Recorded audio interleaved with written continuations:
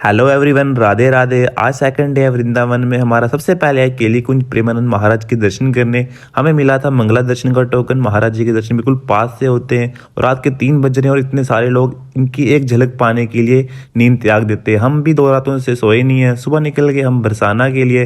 रास्ते में सबसे पहले आता है गोवर्धन। यहाँ गिरिराज जी के मंदिर गए और दर्शन किए। इस मंदिर के साथ में ही है कृष्ण जी और राधा जी के चरणों का निशान। इस पत्थर पे ये परिक्रमा मार्ग पे ही दिख जाएंगे। हमने भी परिक्रमा मार्ग का चक्कर लगाया जो 21 किलोमीटर का परिक्रमा मार्ग है। हमारे पास टाइम कम था तो इसलिए हमने ई रिक्शा से कंप्लीट की, जो सिर्फ 300 रुपीज़ में किया।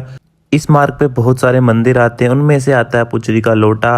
और यहाँ की मान्यता है कि बलराम जी और कृष्ण जी बचपन में लोटा बाबा का खेला करते थे और लोटा बाबा छिप गए थे और उनका यहाँ इंतजार कर रहे थे। वो आज भी इंतजार कर रहे हैं। फिर उसके बाद हम आगे दूसरे मंदिर में श्री गिरिराज जी का मुख है, यहाँ दूध चढ़ाया। फिर अगला स्थान परिक्रमा मार्ग पे आता है राधा कुंड।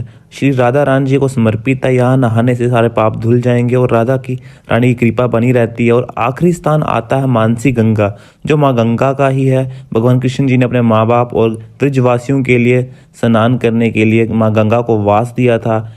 शायद कुछ मंदिर हमने इस रास्ते में छोड़ दिए होंगे, तो आप कभी आओ तो अच्छे से मंदिरों का दर्शन करो। कोशिश करो परिक्रमा पैदल ही हो।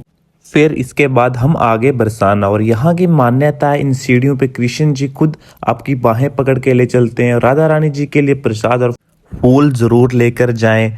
फिर लाली जी के दर्शन किए, जी भर के उनको देखा। उनके दर्शन होते मन को शांति मिल गई राधा रानी का आशीर्वाद लेने के बाद।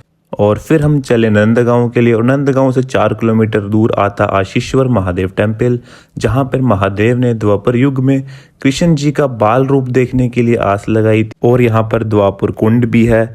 और फिर आए हम 13 कदम। यहाँ कृष्ण जी अपने 9 लाख गायों को चराया करते थे। और फिर आए हम नंद महल। यहाँ नंद बाबा ने कृष्ण जी को गोकुल से लाया था जब वो 2 साल के थे।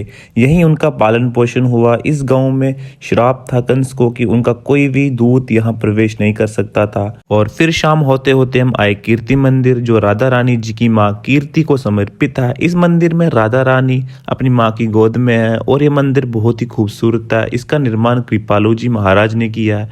और फिर रात हो रही थी। रात होते होते हम पहुंच गए मथुरा में कृष्ण जी की जन्मभूमि में। वहाँ पे उनके दर्शन किए। यहाँ फ़ोन अलाउड नहीं था तो सब बाहर रखा जमा हुआ था। तो आज का व्लॉग को यहीं पे करते हैं। आपको कैसा लगा कमेंट में बताओ।